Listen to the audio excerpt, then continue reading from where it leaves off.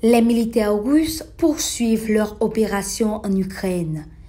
Malgré sa suspension du Conseil des droits de l'homme de l'ONU, la Russie est à nouveau accusée de tuer des civils en Ukraine. À Kramatorsk, dans le Donbass, au moins 50 personnes, dont 5 enfants, ont été tuées ce vendredi dans l'attaque au missile sur la gare.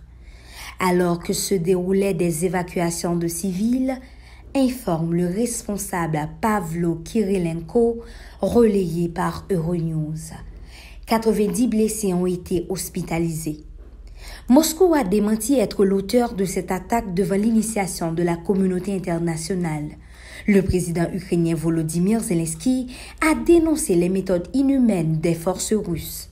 Le président français Emmanuel Macron déplore une attaque abominable ayant coûté la vie à plusieurs dizaines de personnes. Le chef de la diplomatie de l'UE, Joseph Borrell, a pour sa part condamné l'attaque accusant la Russie de causer des souffrances humaines. La présidente de la Commission européenne, Ursula von der Leyen, a dans la foulée apporté son soutien à l'Ukraine. Elle a visité ce vendredi à Boutcha, une petite ville au nord-ouest de Kiev, devenue le martyr de la guerre. L'impensable s'est produit ici.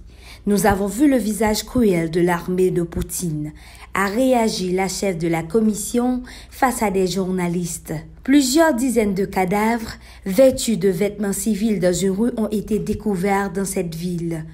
Pour les autorités ukrainiennes et les Occidentaux, il s'agit de crimes de guerre commis par la Russie.